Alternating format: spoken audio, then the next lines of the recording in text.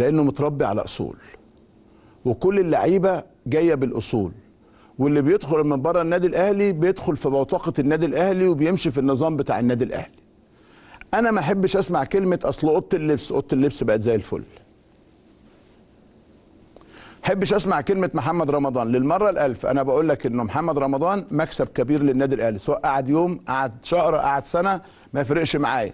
لكن محمد رمضان من الشخصيات شديده الاحترام، ومن قبله خالد بيبو، ومن قبله سيد عبد الحفيظ، ومن قبله ثابت البطل، ومن قبله صلاح حسني، ومن قبله طارق سليم، ومن قبله حسن حمدي، ومن قبله عبد العزيز عبد الشافي، ومن قبله اسماء كتيره جدا افضل اقول لك عليها. وكل واحد ليه فتره وليه مرحله. علاء عبد الصادق، كل واحد ليه فتره وليه مرحله نفضل نتكلم عليه. فرمضان بيعمل شغل اكتر من محترم.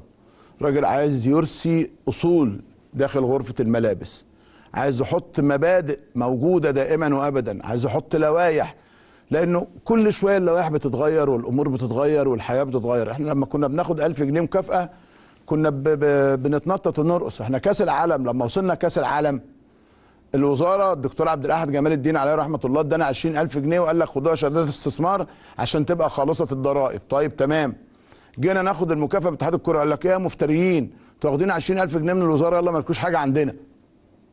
فالدنيا بتتغير. 20000 جنيه دلوقتي في بعض الانديه بتدي مكافآت ضعفها في المباراه الواحده. فالدنيا بتتغير، فالامور بتتغير، فاللوائح بتتغير. فنخلي الراجل المدير الرياضي يشتغل، نخلي الراجل المدرب يشتغل. انا بتكلم اللعيبه، ما بكلمش الجمهور دلوقتي، بكلم اللعيبه. وهياخد القرارات الصح، والمدرب هياخد القرارات الصح، وحتى لو قرار فني خطأ، وكتير جدا المدربين بيرجع يستدرك ويصلح الامور بعد كده. الامر في ايدك انت في الاخر. كل ما هتلعب وهتأدي اللي عليك هتكسب، وكل ما هتكسب هتاخد بناط، وكل ما هتاخد بناط هتكسب بطولات، وكل ما هتاخد بطولات هتاخد مكافآت، وكل ما هتاخد بطولات كل ما الجمهور هيلتف حواليك اكتر، وكل ما هتاخد بطولات الكل هيعرف حجمك وقدرك ومكانتك، والتاني برضه هيعرف حجمه وقدره ومكانته.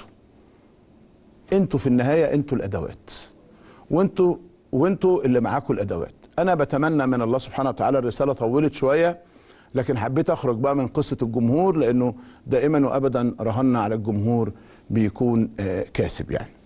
السلام عليكم. مع كامل الاحترام للجمهور، جمهور النادي الاهلي او اي جمهور بيشجع اي فريق، المفروض ان الجمهور رايح يآزر الفريق.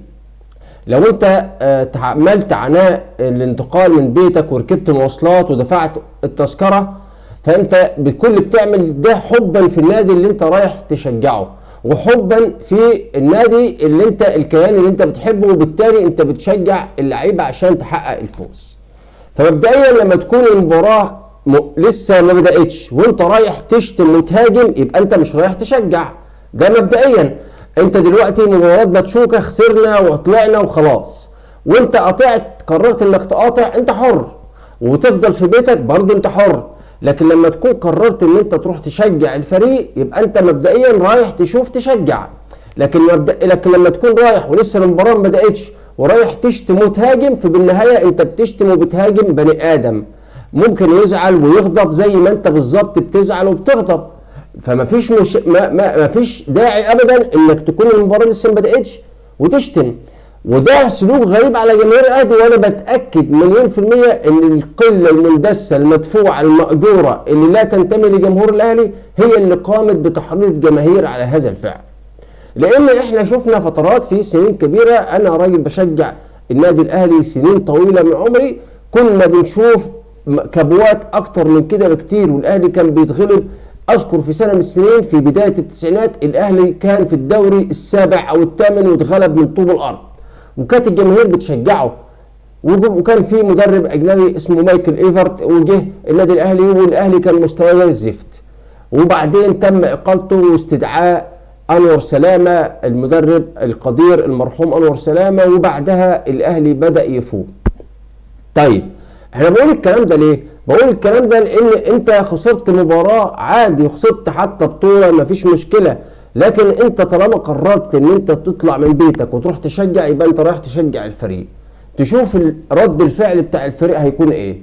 لكن قبل ما تبدا المباراه ولسه في بدايه المباراه وانت قاعد بتشتم وبتهاجم والشناوي يمشي وده يمشي وده يمشي، يا جماعه ده ما ينفعش يا جماعه. المشكله بقى الاعلام اللي كان مستني الاهلي يقع ساب الفوز الكبير اللي كل الاعلام الجزائري بيحتفل بيه، ومسك في الموضوع بتاع الفعل بتاع الجماهير وتحيه الجماهير وكلام كهرباء وشتيمه الكهرباء وشتيمه لمحمد رمضان. فايه الحكايه؟ مين اللي بيوجه الجماهير؟ فين الاصابع الخفيه اللي بتلعب في الجماهير وتخليه يشن الهجوم ده جامد على النادي الاهلي؟ وما بقولكش ان محمد رمضان مش غلطان، محمد رمضان غلطان وكهرباء غلطان، ماشي، كلام حلو خالص، وكان لازم تحيه الجماهير وانا معاك في كل الكلام ده كله، لكن ده مش مبرر ان الجماهير قبل المباراه ما تبدا يقعد يشتم في لعيبه معينه ومنها محمد الشناوي وغور وخد كهرباء يلا غور. ايه يا جماعه في ايه؟